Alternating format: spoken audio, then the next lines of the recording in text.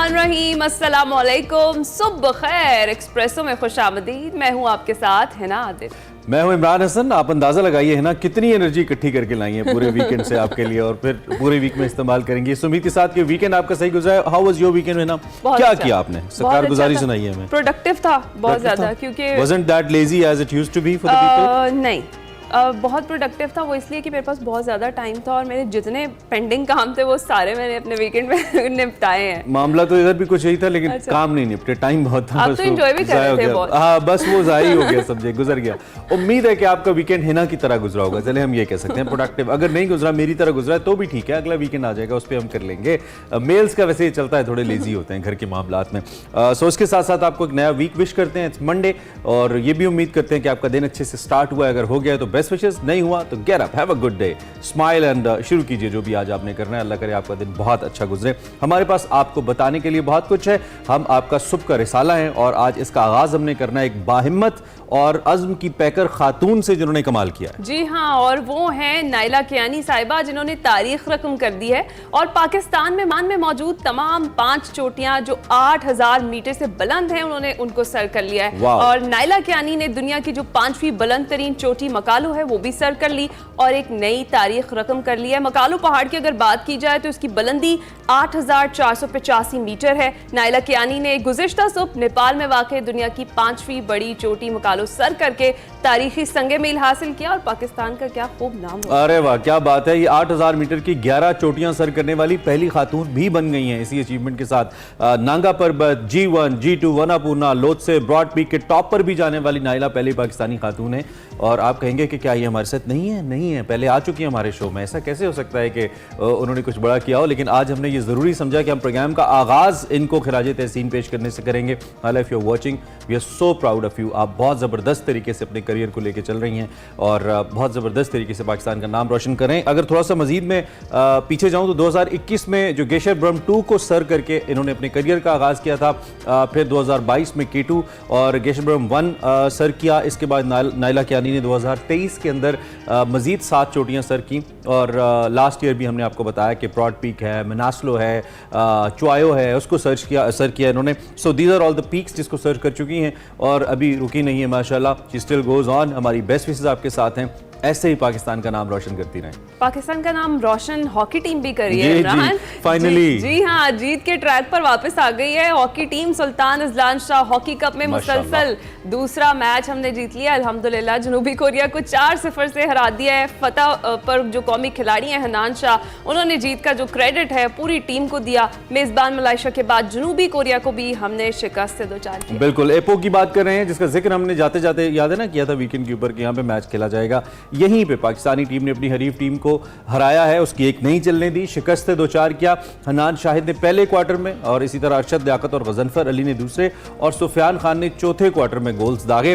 Green shirts played really well. आलमी ranking में 15वें, जबकि जनूबी कोरिया इस वक्त आलमी रैंकिंग में 11वें नंबर पे है। So it's good to beat a team जो ऑलरेडी आपसे रैंकिंग में बेहतर है। और साथ थोड़ा सा सैड भी है कि हम आलमी रैंकिंग में 15वें नंबर पर हैं। That's so sad. इस शानदार कामयाबी के बाद जो हनान शाहिद साहब हैं, उन्होंने कहा जी जो प्लान मिला था उसको बखूबी अंजाम दिया एंड अल्हम्दुलिल्लाह जो जीत है वो हमारे हिस्से में आई। हमारी बेस्ट विशेस हैं, अल्लाह करे हम ऐसे ही मजीद मैचेस भी जीतें, यूरोपियन टीमों से जीतें, ये बड़ा इंपॉर्टेंट है। हॉलैंड को हराएं, जर्मनी को हराएं, स्पेन को हराएं, इंडिया को हराएं।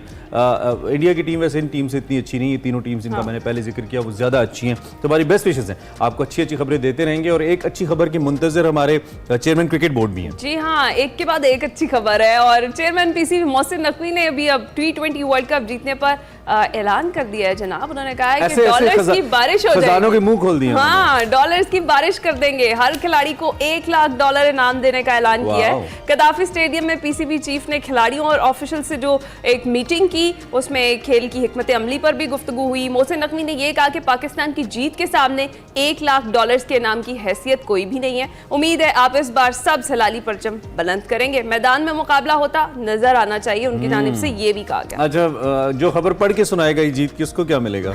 अगर हम नकवी साहब ये पढ़ के सुनाएंगे इफ यू आर वाचिंग, तो आप कुछ हमारे लिए भी बिल्कुल हमारा हिस्सा होना चाहिए। हमारा भी क्रिकेट बोर्ड है भाई, कि खाली खिलाड़ियों का अच्छा ऐलान है मेरे ख्याल में। अच्छी बात है, एक मोटिवेशन होती है खिलाड़ियों के लिए, और इट मैटर्स समहाउ कि उनका बोर्ड उनकी केयर कर रहा है। कौम तो बहुत केयर करती है। कौम ने जितना हीरो इन 11 प्लेयर्स को या इन 18 प्लेयर्स को बनाया है, या बनाया अब तक बनाती चली आ रही है, मेरे ख्याल में किसी और गेम में नहीं है। तो आई बिलीव कि अच्छा मुकाबला करें, अच्छा खेलें। साथ साथ रिजवान साहब के जो 3000 रन मुकम्मल हुए और नसीम शाह की जो 100 विकेटें हुई वहाँ पे, उनको भी एक सोवेनियर के तौर पर ये देखिए शर्ट दी गई, बड़ी खूबसूरत। Rizwan is there, Babar Azam is there, so it was they were the good moments. I mean अच्छा लगा हमें। और नकवी साहब कंसर्न तो हैं, अल्लाह करे ये स्ट्रैटेजी काम करे, हमारे प्लेयर्स बहुत अच्छा परफॉर्म करें और हम फाइनली वर्ल्ड कप लेकर आएँ अमेरिका से और वेस्ट इंडीज़ से वापस। सो ये बहुत ही अच्छा लगेगा हमें। अब हम बढ़ते हैं थोड़ा सा बहरानों की तरफ। बहरानों की बात कर लें हम। जी हाँ, करनी पड़ेगी। बड़ी खबर में 2 बहरान ही है जिन पर हम बात करने लगे, शामिल करते हैं।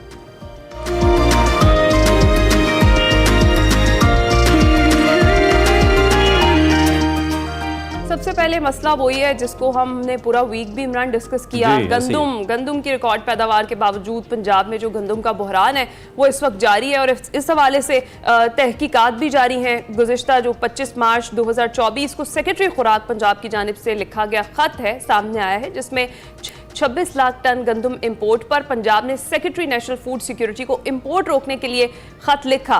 खत के मतन के मुताबिक अब तक 34.5 लाख टन गंदम इंपोर्ट भी की जा चुकी है। पंजाब में गंदम काश्तकार का जो रकबा है 1 करोड़ 60 लाख एकड़ से बढ़कर 1 करोड़ 74 लाख एकड़ हो गया, और गंदम की जो पैदावार है 2 करोड़ 13 लाख से बढ़कर 2 करोड़ 42 लाख टन मुतवक्किल। ये तकरीबन समझने कि कोई 30 टन ज्यादा है, बहुत ज्यादा है ये।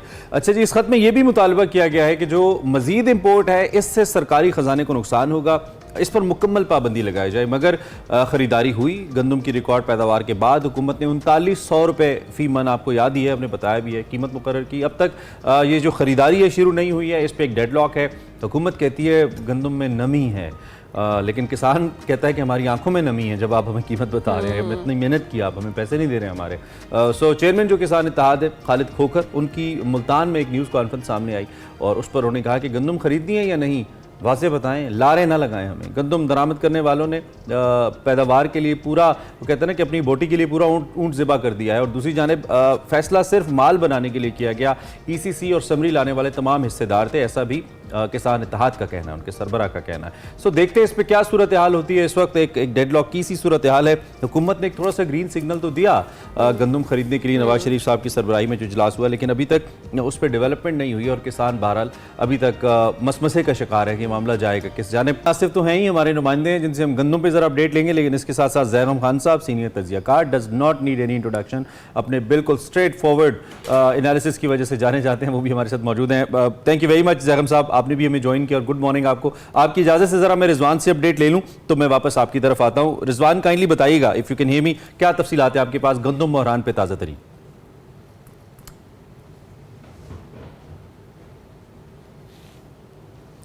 रिजवान आपको सुन नहीं पा रहे हैं, there is some problem with audio.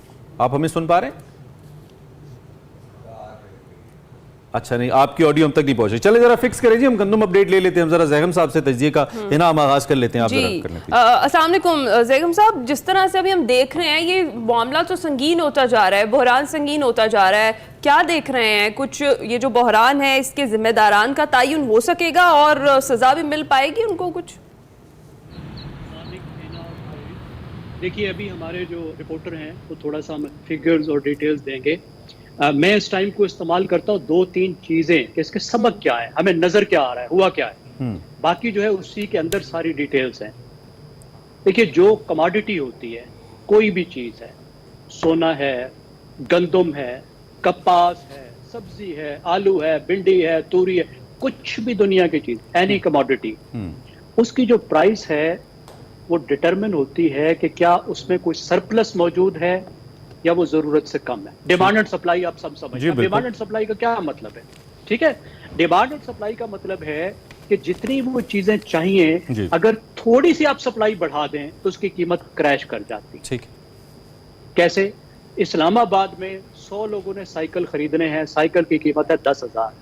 आप यहाँ 110 साइकिल अगर डंप कर दें, साइकिल तो लंबे अरसे तक रह सकता है ना, लेकिन आप जाहिर है अगर गंदम या इस तरह की पेरिशेबल चीज होगी तो वो फिर कीमत उसकी क्रैश कर जाएगी। वो जो 100 साइकिल की बजाय जब 110 होंगे, हो सकता है वो 10,000 की बजाय वो कीमत 8,000 हो जाए, वो 5,000 हो जाए।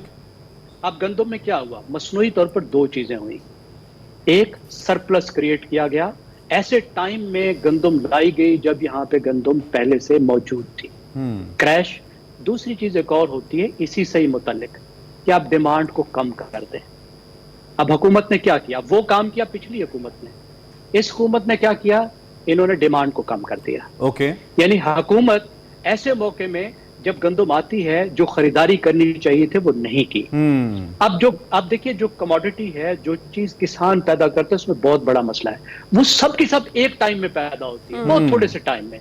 अब बाकी जो मैन्युफैक्चरर बनाता है वो पूरे साल बनाता रहता है, उसमें थोड़ा 6 महीने बनाता है, स्टोरेज का फ्लक्चुएशन आ सकता है। आप अगर इजाजत दें तो रिजवान से राब्ता हमारा बहाल हो गया है, मैं जरा उनसे फिगर्स ले लेता हूं दोबारा, फिर आपका एनालिसिस पे लेते हैं। रिजवान, आई होप आप हमें अब सुन पा रहे हैं। आप अगर पा रहे हैं तो प्लीज बोलिए। जी हाँ जी, बात ये है कि गंदम बहरान के हवाले से 2 इंक्वायरियाँ जो हैं वो पैरेलली जारी हैं। पहले भी मुश्ताक साहब वाली इंक्वायरी थी, जिसके नतीजे में डायरेक्टर जनरल DPP जो है उनको तब्दील किया गया। अब दूसरी इंक्वायरी जो है वो इस वक्त सेक्रेटरी कैबिनेट जो है कामरान साहब, उनकी सरबराही में जारी है। और इम्कान है कि आज ये जो रिपोर्ट जो है वज़ीर आज़म पाकिस्तान के सामने पेश की जाएगी। और आज इस हवाले से मियाँ नवाज शरीफ ने इजलास भी तलब कर रखा है, जिसमें कि प्राइम मिनिस्टर और चीफ मिनिस्टर जो है वो शामिल होंगी। अभी तक जो चीज़ें सामने आ रही हैं उससे लग रहा है कि PDM के पहले दौरे हुकूमत में, निगरान दौरे हुकूमत में और मौजूदा दौरे हुकूमत, तीनों जगह पर हुक्मरानों से और ब्यूरोक्रेट से गलतियां हुई हैं। सबसे बुनियादी गलती जिसका हम जिक्र बार बार कर रहे हैं, तखमीने की है। उसके बाद एक ब्लेम गेम शुरू हो गई है कि किसकी गलती है। जो शवाहिद सामने आए हैं कमेटी के सामने, मुसद्दका जो सरकारी दस्तावेजात हैं, उनके मुताबिक मई में तखमीना बनना शुरू हुआ और मई में ही ये समरी तैयार होना शुरू हो गई थी कि मुल्क में 24 लाख टन गंदम का शॉर्टफॉल है, लिहाजा इंपोर्ट के बगैर गुजारा नहीं है। उस वक्त के तमाम चीफ सेक्रेटरी और सेक्रेटरी फूड्स ने इस बात की हमायत की थी कि गंदम इंपोर्ट होनी चाहिए, लेकिन उसकी मकदार मुकर्रर कर दी ताकि लामहदूद ना हो। उसके बाद यही समरी जो है ये दोबारा तैयार हुई, जिसमें कि हुकूमत ने फैसला किया कि TCP को हम कहते हैं कि TCP 10 लाख टन गंदम इंपोर्ट कर ले। जब जैसे TCP की समरी गई, उसी वक्त निगरान हुकूमत आ चुकी थी। निगरान हुकूमत ने निजी शोबे को इसकी इंपोर्ट की इजाज़त दे दी।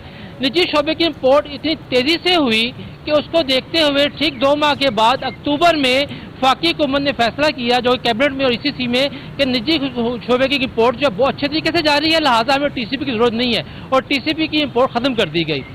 19 दिसंबर को वीट बोर्ड की पहली मीटिंग हुई, जिसमें कि पंजाब के सेक्रेटरी फूड और सिंध के सेक्रेटरी फूड ने एहतजाज करते हुए ये कहा कि निजी इंपोर्ट जो है वो इतनी ज़्यादा हो गई है कि हमारे सरकारी ज़खायर जो हैं वो उनकी निकासी नहीं हो रही और हमें खदशा है कि जब नई फसल आएगी तो हम गंदम खरीद नहीं सकेंगे। लेकिन पंजाब की बात को नज़रअंदाज किया गया। यही बात पंजाब ने उसके बाद आने वाली कई मीटिंग में कही, 14 फरवरी के इजलास में भी कही, 23 फरवरी के इजलास में भी कही और मार्च में भी ये बात कही गई कि अब बस कर दें, इतनी ज़्यादा गंदम आ चुकी है कि अब हमारे लिए अपनी सरकारी गंदम की निकासी और नई खरीदारी मुश्किल हो जाएगी। यहाँ पर एक नुकता बड़ा वाजिया हो रहा है कि जो इंक्वायरी कमेटी है वो उसने जो अभी 3-4 निकात जो हैं जिनको उसने अलग किया, उसके मुताबिक 2-3-4 गलतियां, बुनियादी गलतियां हुई। पहली बात, तखमीना जो है वो दुरुस्त नहीं लगाया गया। ये तस्लीम किया जा रहा है कि शॉर्टफॉल मौजूद था, लेकिन वो कितना था इसका तखमीना गलत लगाया गया। दूसरी गलती जो करार दी जा रही है वो ये है कि गंदम इंपोर्ट को लामहदूद करने की बजाय उसकी एक मुकदार मुकर्रर करनी चाहिए थी, उसको ओपन नहीं छोड़ना चाहिए था। और तीसरी और सबसे संगीन गलती जो कि मौजूदा प्राइम मिनिस्टर भी जिस पर सबसे ज़्यादा खफा हुए हैं और जिसके नतीजे में वफाकी सेक्रेटरी जो है उनको किया गया, वो ये है कि 14 फरवरी के इजलास में जब यह फैसला हो गया था कि आज के बाद से नई LC ओपन नहीं होगी, यानी कि 15 फरवरी से किसी किस्म की LC ओपन नहीं होगी, तो फिर ठीक 4 दिन के बाद जो है उसमें तौसीक क्यों की गई और तौसीक के पीछे कौन से जो है अनासर थे। ये वो नुकात हैं जिनके ऊपर इंक्वायरी कमेटी काम कर रही है। जी जबरदस्त रिजवान, बहुत शुक्रिया रिजवान, आपने डिटेल्स बताई हैं सारी और कहाँ कहाँ गलतियाँ हुई उन पर भी हमने नज़र डाली है। जैगम खान साहब, जिस तरह से अभी रिजवान ने भी हमें बताया है कि ECC और समरी लाने वाले जो तमाम वो हिस्सेदार थे इस सारे मामले में, ये बात कितनी तशवीशनाक है? देखिए, रिजवान साहब जो बता रहे हैं या जितने एक्सपर्ट हमें बता रहे हैं वो ये बता रहे हैं कि ये मशीन कैसे चलती है, कौन सा पुर्जा कैसे चला, तेल किधर डाला जा रहा था, शाफ्ट कैसे चल रही थी। मसला ये कि मशीन क्यों चल रही है, ये मशीन किसके लिए काम कर रही है, ये मशीन है क्या। बड़ी क्लियर सी बात है। हमारी पॉलिसी साजी में देखें, एक बात जो क्लियर, सबसे पहली बात जो आपको नजर आ रही है वो ये है कि people are not at the centre of our policy making. हमारी पॉलिसी मेकिंग जो है वो अवाम के लिए नहीं बनाई जाती। किसान को हमेशा रगड़ा लगाया जाता है। दूसरे स्कैंडल सामने आ रहे हैं, किसान के नाम पे किस तरह फर्टिलाइजर की सब्सिडी जो है वो फर्टिलाइजर की फैक्ट्रियों को दे दी जाती है, ट्रैक्टर की सब्सिडी ट्रैक्टर बनाने वालों को दे दी है, किसान के नाम पे गबन किया जाता है। और जो मैं आपको सरप्लस का बता रहा था, बाकायदा क्रॉप्स पर, मुख्तलिफ क्रॉप्स पर, क्रॉप्स के टाइम पर सरप्लस क्रिएट करके प्राइस क्रैश की जाती है। और जब यही गंदम, यही चावल, यही कपास जब चला जाता है दूसरों के पास, तो फिर उसकी कीमत बढ़ती है। अभी भी तो ये होने लगा है। बिल्कुल ठीक है। अब जब ये इसमें मेनली मुख्तसर मुझे ये बता दीजिए इन 30 सेकंड्स पर हम जरा सियासत पे भी बात कर लें थोड़ी। इसमें आपको ज्यादा नेग्लिजेंस नजर आती है या इनकॉम्पिटेंस नजर आती है? कॉम्पिटेंट ही नहीं थे फैसला करने के लिए, गेज नहीं कर पाए, या नेग्लिजेंस थी, they didn't care, and corruption का फिर एलिमेंट तो ऑब्वियसली आ ही जाता है।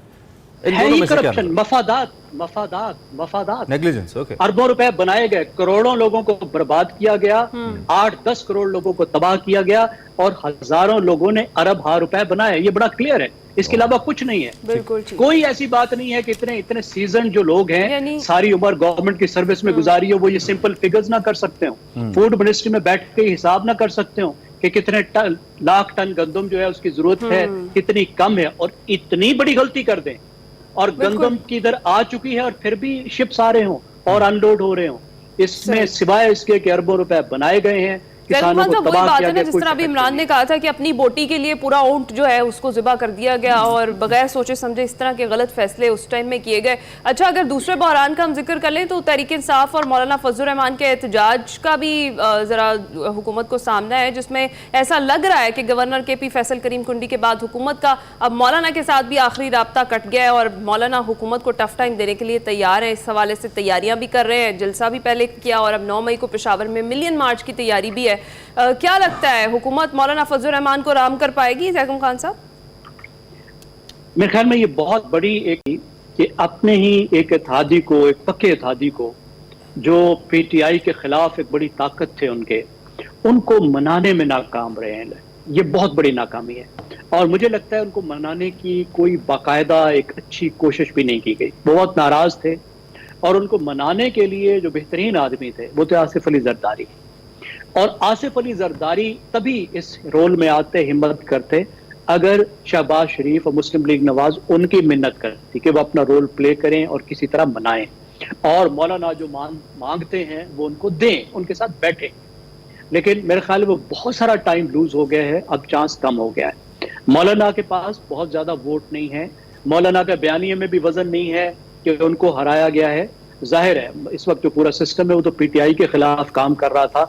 ये कैसे सोचा जा सकता है कि PTI को जितवाया गया, मौलाना को हरवाया गया। अभी मैं मौसम दावड़ को सुन रहा था, वो ये कहता है कि मेरे हल्के में JUI वाले को फॉर्म 47 पर जितवाया गया।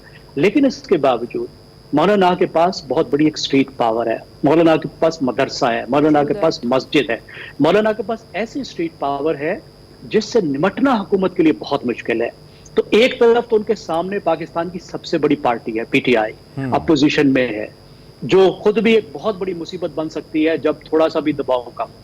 फिर दूसरी तरफ अगर मौलाना भी अपोजिशन में इस तरह बैठे हैं और वो भी मुसलसल सड़कों पर रहते हैं, तो ये बहुत एक बड़ा। लेकिन साहब, इसमें एक बड़ा इंपॉर्टेंट नुकता है, इसमें एक बड़ा इंपॉर्टेंट नुकता है और इंपॉर्टेंट नुकता ये है कि मौलाना साहब का अपना जो एक सवाल ये है कि क्या वो अपनी आइडेंटिटी अपने इलाके में, अपनी पॉलिटिक्स में बरकरार रखें। उसमें उनका बराह रास्त मुकाबला पीपल्स पार्टी या नून लीग से अब नहीं है, वो आपको पता है कि तहरीक इंसाफ से है। तो अगर वही राह वो लेते हैं, जैसे कि गंडापुर साहब कह रहे थे, बुध को उनकी एक स्टेटमेंट आई थी कि अगर कलमा हक कहते हैं तो मौलाना के साथ हैं, तो उसी ट्रैक के ऊपर चल के डोंट यू थिंक कि मौलाना अपनी रही सही पॉलिटिकल साथ को भी दाव पे लगाएंगे, पर्टिकुलरली KP के अंदर तहरीक इंसाफ के मुकाबले में उनके जो नेचुरली जो उनके राइवल्स हैं PTI वाले, उनके जो नेचुरल एलाइज हैं वो तो शायद नून लीग और पीपल्स पार्टी थे, जैसे जिनके साथ वो चलते रहे। Farid, this is the moot question. जो बुनियादी सवाल है, जो बुनियादी बात है वो आपने कह दी। मौलाना का जो पैराडॉक्स है, जो उनको मसला दरपेश है, वो यही है। मौलाना के वोट छीने हैं PTI ने। दूसरी मजहबी जमातों की तरह मौलाना का वोट भी, जो पढ़ा लिखा वोटर था, जो यंग वोटर था, वो PTI को चला गया है। मौलाना का वोटर बाद में गया, जमात इस्लामी का पहले गया, लेकिन मौलाना का वोटर भी जा चुका है। अब अगर मौलाना पीटीआई के साथ मिल जाते हैं तो जो बचे खुचे वोटर हैं वो भी जा सकते हैं। इसीलिए मौलाना को मनाने का एक बड़ी अच्छी अपॉर्चुनिटी मौजूद थी, कोशिश करनी चाहिए थी, जो नहीं की गई। अब मौलाना अगर किसी वजह से, मौलाना बहुत समझदार आदमी है, आप और हम जो बात कर रहे हैं इससे तो वो 500 मील आगे तक सोचने की सलाहियत रखते हैं। तो मौलाना आप कैसे अपनी प्लानिंग करते हैं वो हमें समझ आएगी, लेकिन मौलाना अगर अपने तौर पर भी एहतजाज करते रहते हैं तो एक और फ्रंट खुला रहेगा। ठीक है, मतलब आप ये कह रहे हैं कि अगर अपनी आइडेंटिटी इंडिविजुअली बरकरार रखें तो उनके लिए सियासी तौर पर ज्यादा बेहतर रास्ता होगा, ये आप कह रहे हैं। ठीक, देखिए इसमें भी मसले हैं। इसमें फरीद मसला ये है कि मौलाना की जो छोटी मजहबी जमातें हैं ना, सारी छोटी हैं, वो तभी जिंदा रह पाती हैं जब वो बड़ी जमातों के साथ अलायंस में रहती हैं। ठीक है, टाइम हमारा उनको मिलता कुछ नहीं, टाइम हमारा महदूद हो गया due to that breaking news. Thank you very much, आपने हमें ज्वाइन किया। इंशाल्लाह किसी और नशिस्त में तफसील बात करेंगे। सियासी सूरत हाल पे हम बात कर रहे थे, एक ब्रेक लेते हैं। सेगमेंट की जाने बढ़ते हैं। एक्सप्रेसो टैलेंट से आपकी मुलाकात करवाते हैं। वाइड वंडर्स जो स्टार्टअप शुरू करने वाले नौजवान हैं पाकिस्तानियों से, जिन्होंने इलेक्ट्रॉनिक स्क्रैप को जेवरात में तब्दील करने का सोचा और अब ये एक बिजनेस की जो शक्ल है इख्तियार करता हम देख रहे हैं। ये दिलकश जेवरात बनाने के लिए कौन सा इलेक्ट्रॉनिक स्क्रैप इस्तेमाल होता है, इसको ख़रीदते कैसे हैं, इस पर एक्सपेंस कितना आता है, टाइम कितना लगता है, इस पर बात करने के लिए को फाउंडर्स हमारे साथ ही मौजूद। बिल्कुल, उनसे हम बात करते हैं, लेकिन ये साथ आप देखिए कितने ज़बरदस्त किस्म की ये ज्वेलरी है जो ये लोग बना रहे हैं। मुख्तलिफ जो मदरबोर्ड्स होते हैं, इलेक्ट्रॉनिक चीज़ें जो बिजली की आप अशिया इस्तेमाल करते हैं, उनके वेस्ट से इनको बनाया जाता है।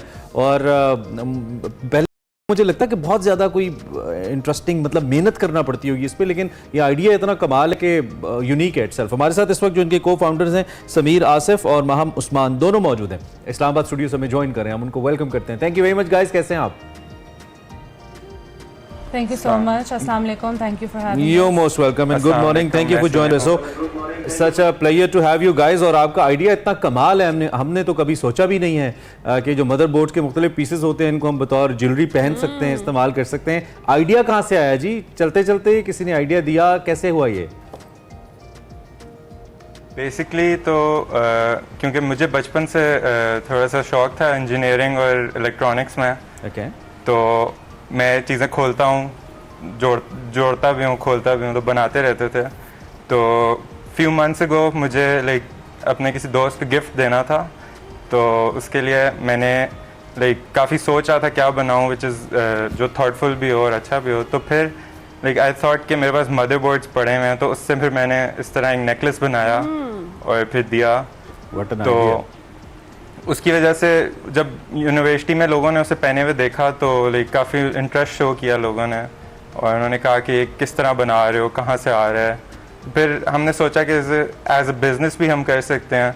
अच्छा। उसके बाद फिर हमने थोड़ा बहुत और रिसर्च की और फिर डिफरेंट आइडियाज़ और डिफरेंट स्टाइल्स बनाए। ठीक है, अच्छा मुझे ये बताएं कि इसके लिए जो स्क्रैप चाहिए होता है वो कहाँ से लेते हैं और क्या वो क्या महंगी होती है, उसकी क्या प्राइस होती है? जो स्क्रैप है यहाँ पे जहाँ मैं रहता हूँ पिंडी में एक स्क्रैप मार्केट है जहाँ पे कंप्यूटर पार्ट्स मिल जाते हैं, लेकिन ऑफ कोर्स वो क्योंकि काफ़ी महंगे होते हैं like they are very expensive. So हमें और भी ऑल्टरनेट तरीके हमने देखे हैं कि हमने लाइक एक इनिशिएटिव शुरू किया है अपने पेज पे कि जो लोग जिन लोगों के घरों में लाइक एक्स्ट्रा वेस्ट पड़ा हुआ है वो हमें डोनेट करें, तो हम उससे भी आगे को आगे हम इनटू ज्वेलरी और चीजें इंटरेस्टिंग पार्ट है समीर, बचपन में हम सब बच्चों ने जब गाड़ियां अम्मा अब्बा ला के देते थे ना तो अगले दिन वो गाड़ी खुली होती थी, हम अंदर खोल के देखते थे इसमें है क्या, ये कैसे चलती है। लेकिन उसको बंद करने वाले इमरान कोई होते थे, लेकिन समीर ने उस आइडिया को इतना अच्छे से यूटिलाइज किया कि खोल के देखा और फिर उसको उसके पार्ट्स को बेचा। हमें तो ज्यादातर मारी पड़ती थी कि खराब कर दी है। अच्छा वहां आप बताइए, एक तो ये कि मुझे यकीन है इसमें जो क्रिएटिव पार्ट है, बीइंग अ फीमेल पार्टिसिपेंट और अ फाउंडर, आप उसमें जरूर ज्यादा रोल प्ले करती होंगी बिकॉज आपकी जो क्रिएटिविटी यूजुअली फीमेल्स की होती है, खवातीन की, वो बेहतर होती है इस सेंस के अंदर। तो क्या आप इसमें हेल्प करती हैं? आपका बेसिक रोल क्या है इस वेंचर के अंदर? जी आप देख सकते हैं ये क्रिएटिविटी आज मैं पहन कर भी आई हूँ ताकि मैं टीवी पे लोगों को दिखा सकूँ। But yes I would say that I am actually very creative towards the jewellery perspective of it, लेकिन आइडिया तो ऑब्वियसली सारा समीर का था। तो जब ज्वेलरी हमारी यूनिवर्सिटी में हम लोग लेकर गए और हमें अच्छा लोगों से एक रिस्पांस मिला, तो हमने सोचा कि let's convert this into actually a recycled jewellery business. तो हमने इसका इनिशिएटिव इस तरह से स्टार्ट किया। मेरा जो बेसिकली रोल है वो सोशल मीडिया मैनेजमेंट है, मैं मार्केटिंग करती हूँ। I come up with different strategies online कि हम किसी तरीके से अपने इस बिज़नेस को, रिसाइकलिंग को और जो पूरा हमारा इन्वायरमेंट फ्रेंडली एक एस्पेक्ट है, इसको हम लोगों तक पहुँचा सके, लोगों को अवेयरनेस दे सके कि हम करना क्या चाह रहे हैं। क्योंकि हमारे, आप देख सकते हैं, जो जिस इंडस्ट्री पे हम फोकस कर रहे हैं उस पे इतना, उस टॉपिक पे इतना ज़्यादा लोगों को अवेयरनेस नहीं है, ख़ासतौर पे पाकिस्तान में। तो अब ग्लोबली अगर देखा जाए तो ये फैक्ट किसी को पता नहीं होगा, बट जो इलेक्ट्रॉनिक वेस्ट एमिशंस हैं वो बहुत ज़्यादा हमारी इन्वायरमेंट को नेगेटिवली इफेक्ट कर रही हैं। तो क्योंकि इसमें बहुत डेंजरस केमिकल्स होते हैं, बहुत सी चीज़ें होती हैं, तो हम लोग चाह रहे होते हैं कि हम, चूँकि हम स्टूडेंट्स भी हैं, वे बिजी इन एवरीडे लाइव्स, हमारे फाइनल्स, हमारे पेपर साथ साथ चल रहे होते हैं, बट हमारा एक गोल, एक टारगेट ये है कि हम किसी तरीके से as the being the youth of Pakistan, हम किसी तरीके से अच्छा एक इम्पैक्ट डाल सके पाकिस्तान पे। तो उस पर सबसे पहले हम फोकस रिसाइकलिंग पे करना चाहते हैं। और रिसाइकलिंग पे ऑलरेडी बहुत सारा काम हो रहा है, तो we wanted to look into the electronic waste component. तो समीर जो है वो सारी ज्वेलरी बनाता है, सारा जो प्रोसेस है बेसिकली एक क्रिएटिव एस्पेक्ट है, वो सारा समीर देखता है। I am basically towards the marketing and coming up with more strategies to promote. Okay, yes. अच्छा समीर, जैसे आपने बताया कि वो बनाते हैं, तो समीर मुझे ये बताइएगा, एक आर्टिकल अगर ज्वेलरी का हो तो उसको बनाने में टाइम कितना लगता है, और इसकी कम से कम क्या प्राइस होती है, अगर आप बता सकें, और ज़्यादा से ज़्यादा आपने कितने का अभी तक कोई ज्वेलरी आर्टिकल जो है अपना वो सेल किया है? And is there some special discount for the TV anchors as well? Yeah, sure. So basically motherboard को काटने 4 स्टेप्स हैं। पहले उसे काटना होता है। Okay. काटने के बाद सैंडिंग करता हूँ कि उसकी एजेस स्मूथ हों। उसके बाद फिनिशिंग के लिए मैं अभी रेजिन यूज़ कर रहे हैं, तो लाइक काटने और सैंडिंग में मेरे ख्याल से घंटा एक लग जाता है। उसके बाद रेजिन जो है वो हो तो जाता है, लेकिन उसको सूखने में 24 आवर्स चाहिए होते हैं, तो उसमें टाइम लगता है। और फिर असेंबलिंग और पैकिंग तो it's not very hard, main time cutting और रेजिन में लगता है। कस्टमाइज भी बनाते हैं, जैसे हमारी मैंने कोई प्राइसेस चीज़ जो भी हमने देखी रखी और मैंने आपको फरमाइश की कि मुझे ये बना दें, और फिर उसकी प्राइस ज़्यादा चार्ज करते हैं, ऐसा भी करते हैं? कस्टम ऑर्डर्स हम अभी कर रहे हैं, लेकिन अभी हमने ऑनलाइन शुरू नहीं किया, लेकिन हमारा है अभी इरादा है कि हम उसमें करेंगे। तो हिना का एक सवाल था, यूजुअली एक आर्टिकल, लेट्स सपोज एक नेकलेस कितना कॉस्ट करता है ऑन एवरेज? हमारा जो हमने अभी प्राइसेस लगाई हुई हैं वो डिफरेंट है। अगर छोटा नेकलेस है तो वो 650 का है, और लाइक अगर बड़ा है तो वो 850 का है। Quite reachable. तो मुझे लगता है कि आपने अपने जो फ्रेंड्स हैं या स्टूडेंट क्लास है उसको मद्देनजर रख के किया है, लेकिन एक तो ये कि क्या ज़्यादा टेक फ्रेंडली लोग इसको खरीदते हैं, जो ज़्यादा टेक फ्रेंडली होते हैं, उन्होंने कोई ऐसी चीज़ पहनी हो तो उनको शायद सूट करती है, या हर किस्म के बायर्स हैं? और साथ ही इसका हिस्सा ये कि लोगों को डाउट तो नहीं होता कि कहीं माहम ने और समीर ने कोई चिप ना लगा दी हो, जैसे हमारी लोकेशन ट्रैक हो रही हो, कोई GPS डिवाइस लगी हो इसमें, ऐसा तो नहीं होता? हमें ऐसी बहुत बातें सुनने को मिली थी जब हमने ये सारी पॉपअप स्टॉल्स वगैरह हमने लगाए थे, कि लोग आके कहते थे, इंजीनियर्स वगैरह जो होते थे, भाई हम ये तो पढ़ रहे थे, अब इसकी ज्वेलरी भी पहन ले, इसमें चिप ना इंस्टॉल हो, ये ना हो। लेकिन बहुत अच्छा जा रहा है, हमें हर तरह की ऑडियंस मिली है। जब भी हमने रिसेंटली स्टॉल्स वगैरह लगाए हैं, पॉपअप्स किए हैं, उसमें हमारे पास हर जिसे कहते हैं कि एज के लोग आते थे, और हम बहुत इम्प्रेस होते थे कि एटलीस्ट लोगों को थोड़ी नॉलेज तो है कि ये चीज़ क्या है और हम कर क्या रहे हैं। तो लोग होते हैं थोड़ा सा लाइक द क्वेश्चन कि ये आपने स्टार्ट कहाँ से किया या आइडिया कहाँ से है, बिकॉज इट्स एक्चुअली यूनिक। लोगों को थोड़ा क्वेश्चन होता है कि like where did you come up with it, और हम ये क्यों खरीदे। तो हमें थोड़ा उनको समझाना पड़ता है कि ये इसके फ़ायदे हैं। इसमें हम लोगों को बताते हैं कि फॉर एग्जांपल हमने ये पहना हुआ है, इसके अंदर गोल्ड है, इसके अंदर कॉपर है, तो ये हमारा kind of unique selling point है। ठीक है, which so we got last 30 seconds guys. Sameer, anything that you like to conclude? हमने एक ब्रेकिंग पे जाना है। हम यही कहते हैं कि लाइक अगर लोग देख रहे हैं वो हमें डोनेट करें, और क्योंकि ये इनिशिएटिव अच्छा है, इससे हमारी एनवायरनमेंट को हेल्प होगा, ये है। और ठीक है, रिसाइकलिंग का बेसिक। ठीक है, चलें हमने एक अपडेट पे जाना है आप दोनों का। Sameer Asif, Maham Usman, thank you so very much for joining us in espresso. आप इस ज़बरदस्त टैलेंट से मिल रहे थे। एक्सप्रेसो में खुशामदीद। पाकिस्तान समेत दुनिया भर में हर साल 5 मई को मिडवाइफ्स या दाइयों का आलमी दिन मनाया जाता है। गुज़िश्ता रोज़ पाकिस्तान समेत दुनिया भर में ये दिन मनाया गया है और इस दिन को मनाने का मकसद मिडवाइफ की अहमियत और उनकी तालीम और जदीद सेहत की सहूलियात से आगाही फराहम करना है ताकि माँ और बच्चे की सेहत को लाहक खतरात से निपटा जा सके। बिल्कुल, इस हवाले से बात करने के लिए हमारे साथ मरीना बेग साहिबा हैं जो कि सीनियर इंस्ट्रक्टर हैं school of training and midwifery. उनसे हम बात करते हैं। आगा खान यूनिवर्सिटी हॉस्पिटल से इनका ताल्लुक है, बड़ा प्रेस्टिजियस इंस्टीट्यूट है और रिसेंटली हमने आगा खान यूनिवर्सिटी के हवाले से ये भी सुना मेडिकल जो इंस्टीट्यूट है कि उसको 100 टॉप जो इंस्टीट्यूशन है उसके अंदर शामिल भी किया गया है। Thank you very much Marina bag for joining us. I hope you doing good. बड़ा इंपॉर्टेंट डे है और पाकिस्तान में इसकी इंपॉर्टेंस को जानना बहुत ज़रूरी है। सो सबसे पहले तो आप ये बताइए कि जो मिडवाइफ्स हैं इनका बुनियादी तौर पर हेल्थ स्ट्रक्चर के अंदर किरदार क्या है, कितना इंपॉर्टेंट है माँ और बच्ची की सेहत के लिए इनकी जो प्रेजेंस है?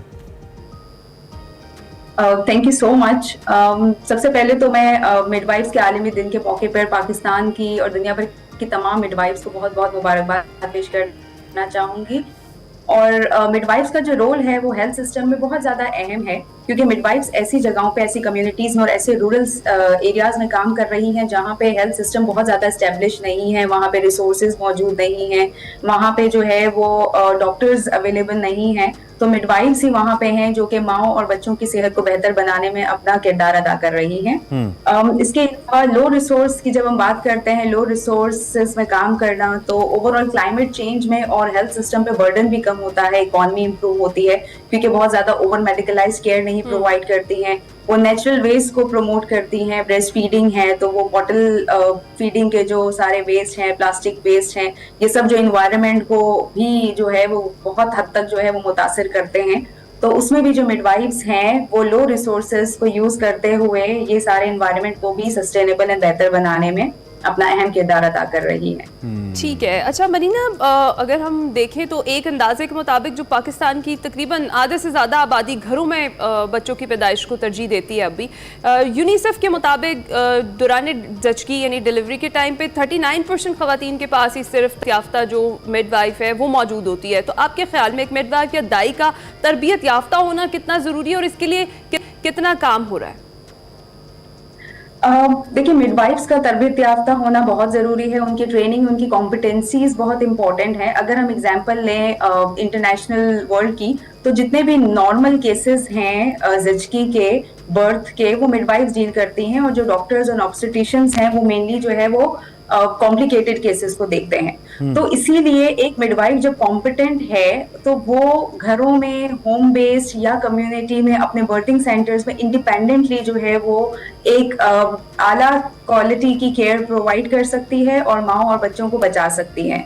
और इनकी जो एजुकेशन है उसके लिए हायर एजुकेशन बहुत ज़्यादा ज़रूरी है। पाकिस्तान में अगर हम देखें तो Aga Khan university school of nursing and midwifery ने bachelors in midwifery program start कर दिया है और अब काफ़ी दूसरी यूनिवर्सिटीज़ भी हैं जो बैचलर्स इन मिडवाइफरी प्रोग्राम जो है वो चला रही हैं। एंड आगे मैं उम्मीद करती हूँ कि जिस तरह नर्सिंग के शोबे ने आहिस्ता आहिस्ता तरक्की की है, मास्टर्स एंड PhD लेवल तक वो जो है अभी एजुकेशन हासिल कर सकते हैं, इसी तरह मिडवाइफरी में भी जो है वो मास्टर्स एंड PhD तक हम जा सकेंगे। और कैपेसिटी बिल्डिंग की जहाँ बात है, इस तरह के कोर्सेज हैं इंटरनेशनल, जैसे लैक्टेशन कंसल्टेंट है, तो मैं खुद एक international board certified lactation consultant हूँ। और आगा खान यूनिवर्सिटी में मैं अपनी जो है वो सर्विसेज दे रही हूँ, इंडिपेंडेंट क्लिनिक रन करती हूँ as a lactation consultant along with my team. So ये कुछ अहम चीजें हैं जो आपको हायर एजुकेशन से और रिसर्च से जो है वो आप अपनी तालीम को इम्प्रूव कर सकते हैं।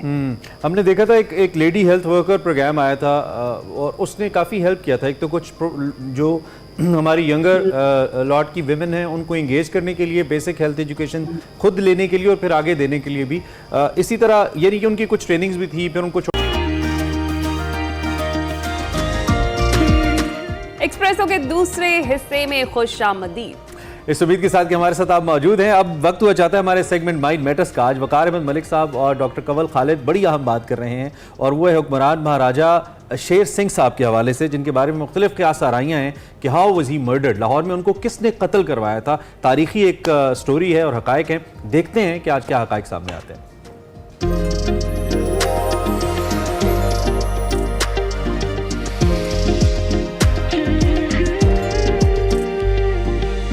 अस्सलाम वालेकुम नाज़रीन, मैं वकार अहमद और आप देख रहे हैं माइंड मैटर्स। और तारीख़ के हवाले से और उसको मारूज़ी तौर पे जानने के हवाले से डॉक्टर कमल खालिद हमारी उस्ताद भी हैं और चौंका देने वाली बातें भी करती हैं और बहुत ही कमाल हम इनसे रहनुमाई भी लेते हैं, तारीख़ को दुरुस्त तौर पर समझने की कोशिश भी करते हैं।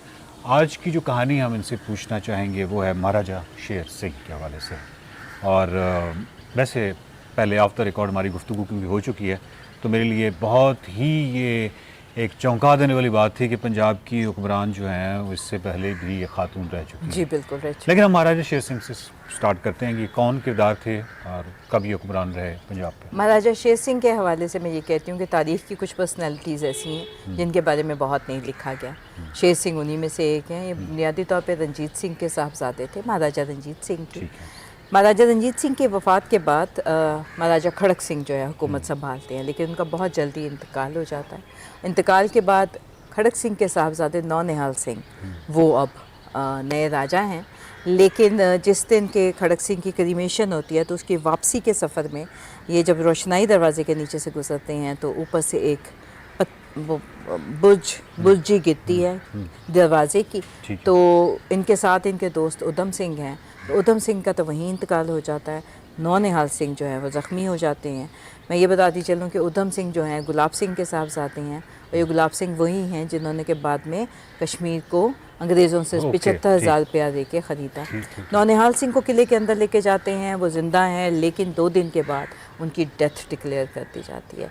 और उसके बाद तारीख़ में बड़ा इंटरेस्टिंग वाक़या पंजाब के साथ ये होता है कि नौनिहाल सिंह की वालदा चांद कौर जो हैं, बीबी चांद, रानी चांद कौर, वो इक़्तिदार संभाल लेती। ये पहली खातून हम ये आप कह सकते हैं कि पंजाब में एक जो सोवरेन थी उन्होंने इसको संभाला। इसके साथ दोस्ती करती जाइएगा। हवेली नौनिहाल बेसिकली ये नौनिहाल सिंह जी। और खड़क सिंह से मंसूब कोई वो जो शेर सा है खड़क सिंह के खड़कने से, ये वही है?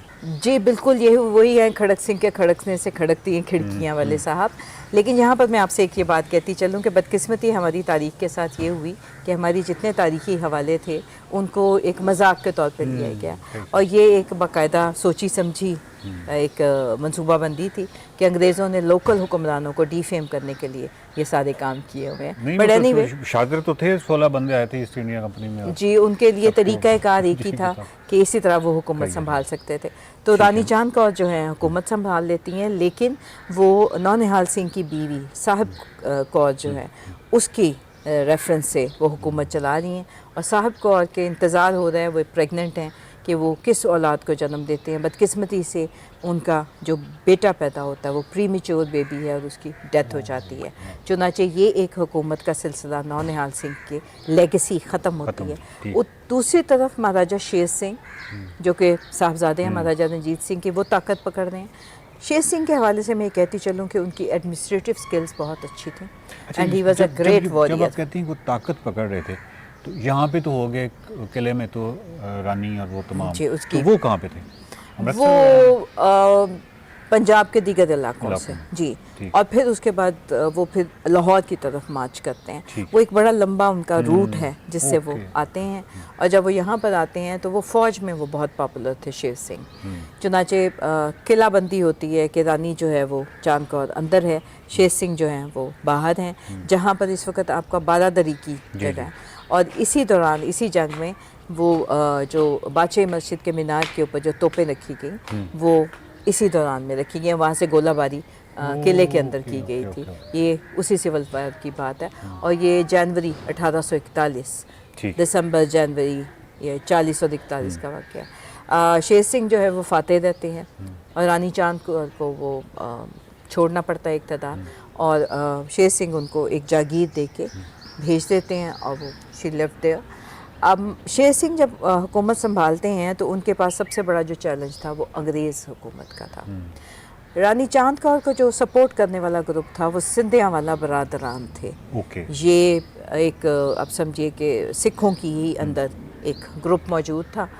सिंधिया वाला जो है वो शेर सिंह के आने से नाखुश हैं शदीद और शेर सिंह ने उनसे कंसिलिएशन की कोशिश की, वो नहीं माने और उसके बाद कुछ अर्से के बाद वो पंजाब का इलाका छोड़ के अंग्रेज़ों के इलाके में जाके रहना शुरू हो जाते हैं। शेर सिंह हुकूमत चला रहा है, बड़ी कामयाबी के साथ सब काम कर रहा है। तो कुछ अर्से के बाद अंग्रेज़ जो हैं वो शेर सिंह की और सिंधिया वाला की सुलह करवा देते हैं और सिंधिया वाला दोबारा सिख वापस आ दरबार जाते में आके जागीरें ले लेते हैं। उनके आने के बाद जो है वो शेर सिंह का वक्त गुजर रहा है और लेकिन सिंधिया वाला जो है वो अपनी नफ़रत नहीं भूले हैं और एक दिन सितंबर 1843 में शेर सिंह शाही अब इनके किले से इक़्तिदार को 2 निकलते साल हैं। हो गए। तकरीबन 3-3.5 साल ठीक है। जी, 41 से लेके 40 सितंबर 43 ओके। ढाई तीन साल जो है जितना टाइम था उनका। और वो एक जगह है लाहौर की बड़ी मशहूर जो कि लाहौरियों को भी शायद ना पता हो और वो है शाह बिलावल की बारादरी। अच्छा। शाह बिलावल की बारादरी लाहौर में मौजूद है और ये अपना दरबार कभी शेर सिंह वहाँ पे भी किया करता था। चुनाचे उस दरबार में ये जाता है लेकिन उससे पहले तेज सिंह का एक बाग है उस दरबार के पास, उस बारादरी के पास।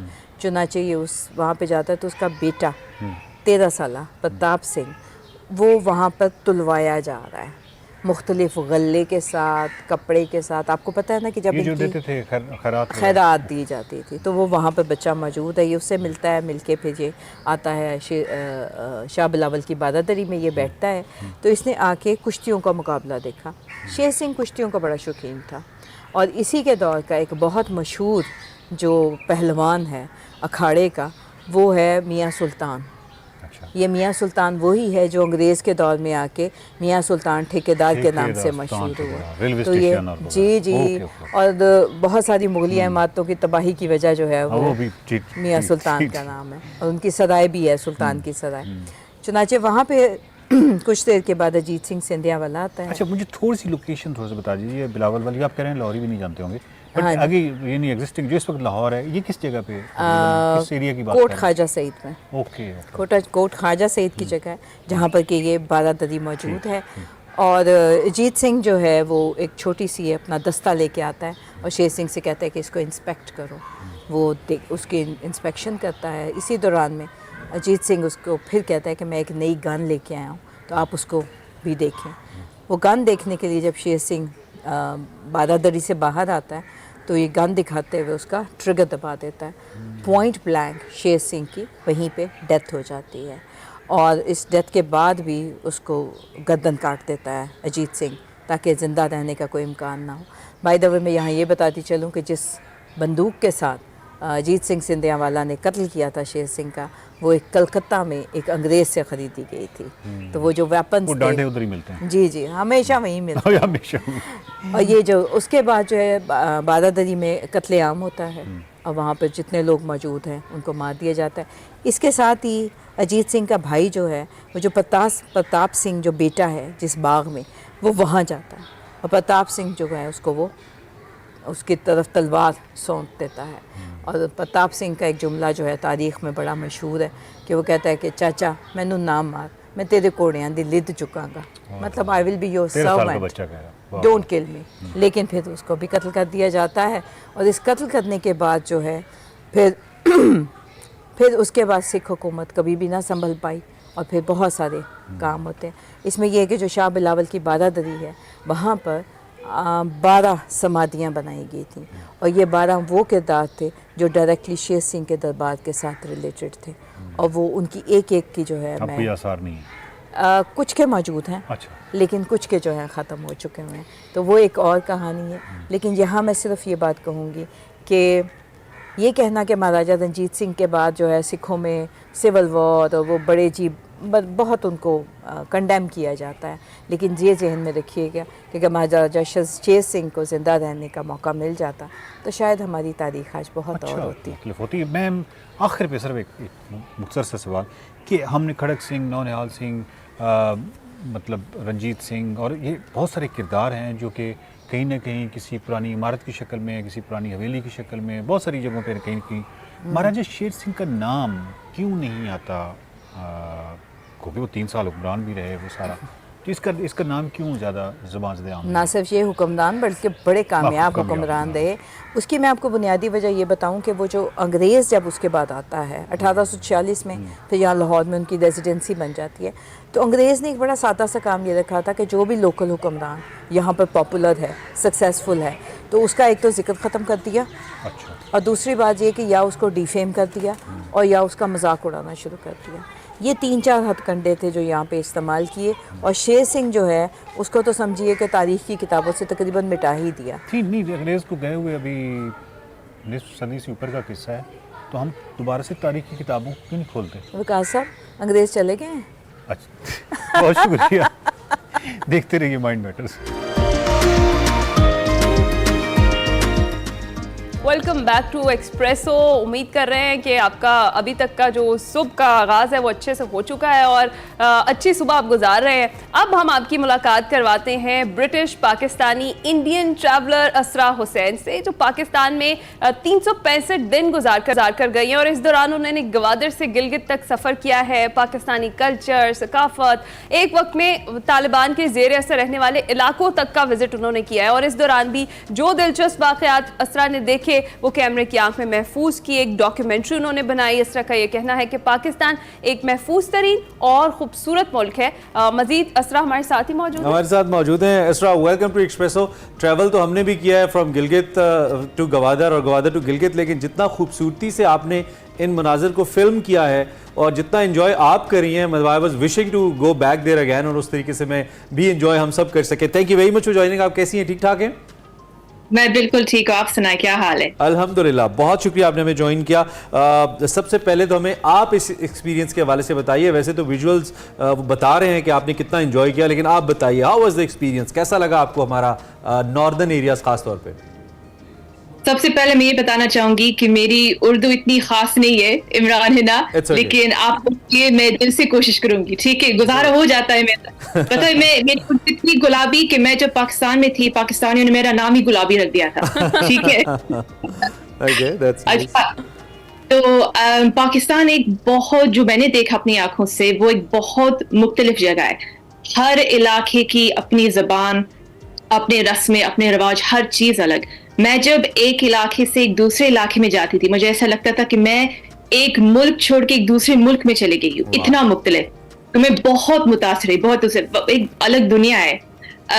मैं इतनी मुतासिर हुई कि मैं जब पाकिस्तान पहुंची थी, मेरे पास था एक 3 महीने का टूरिस्ट वीजा बस। ठीक है, और उस वक्त मैंने सोचा था कि 3 महीने बहुत ज्यादा है, 3 महीने वहां रह के क्या करना है, मैं बस 4-5 हफ्ते यहाँ वहां घूम फिर के मैं कहीं और चले जाऊंगी। मुझे ईरान का बहुत शौक है, तो मैंने सोचा कि पाकिस्तान से मैं फिर ईरान चले जाऊंगी।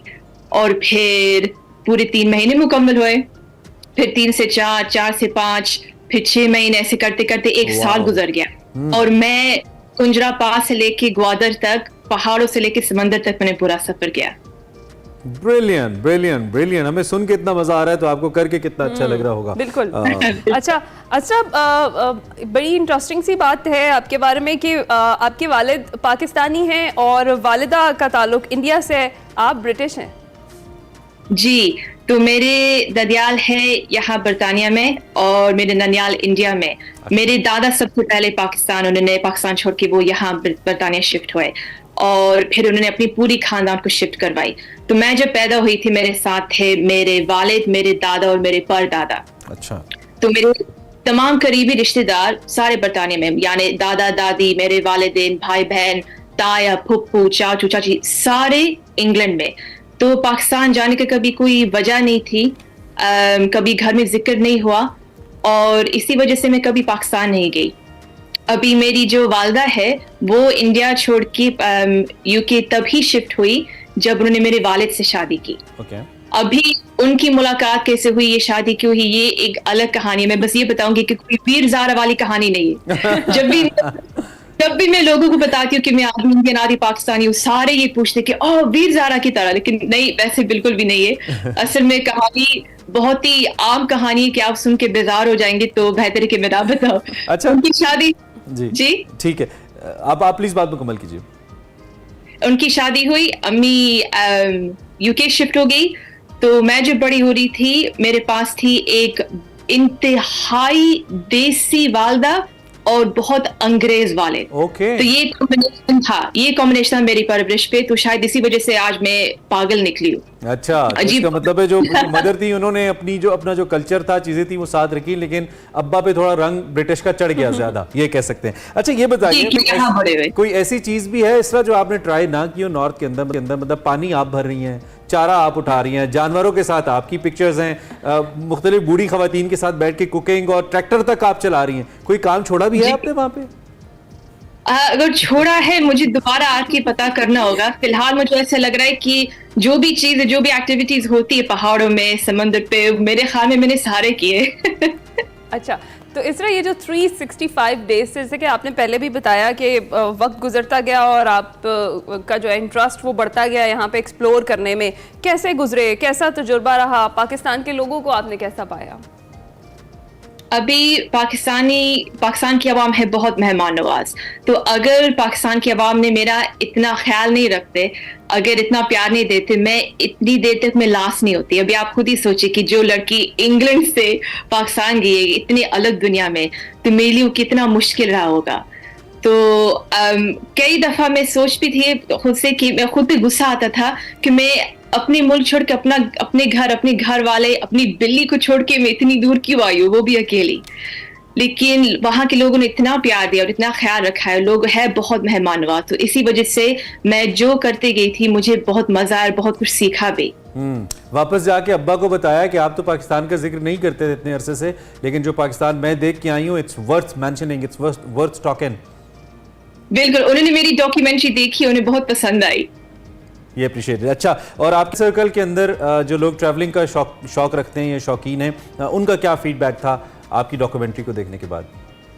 वो बहुत हैरान हुए। उन्होंने खुद ये कहा कि हमें नहीं पता था कि पाकिस्तान है इतना मुख्तलिफ और एक बहुत अलग दुनिया है।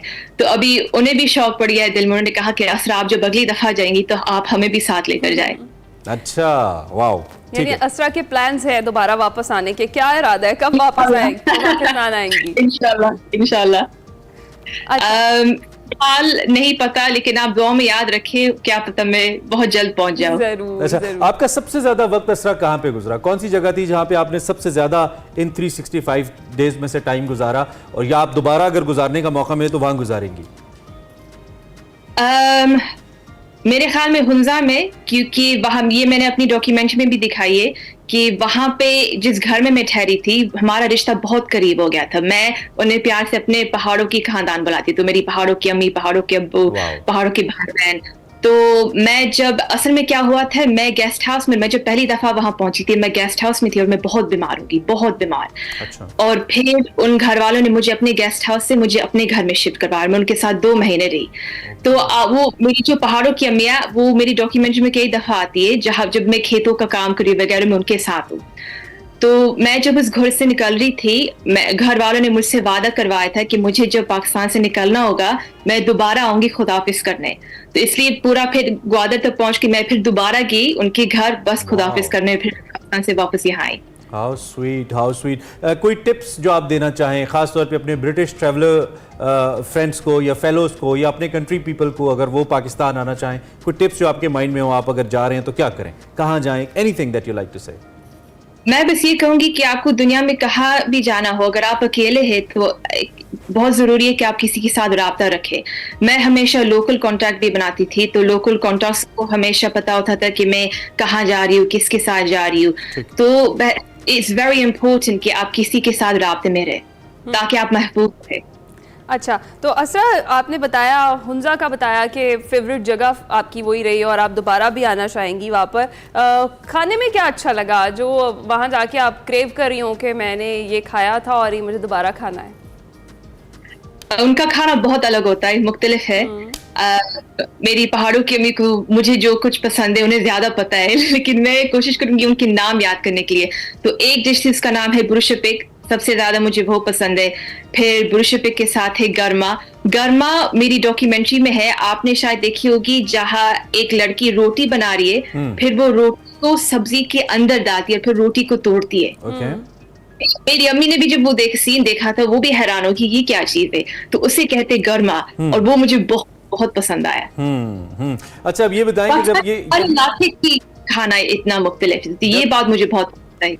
जब ये डॉक्यूमेंट्री आपकी इंडियन मदर ने देखी है, उनका क्या ख्याल था इस हवाले से, और क्या फिर उन्होंने फौरन से ही कहा कि बेटा अब नेक्स्ट तुम इंडिया जाओ, इंडिया भी बहुत प्यारा है, ऐसा था कुछ, या उन्होंने कहा नहीं इट्स ऑल गुड, क्योंकि उन्होंने एक पाकिस्तानी बंदे से शादी की है तो ओब्वियसली एक अटैचमेंट तो होती है बहरहाल?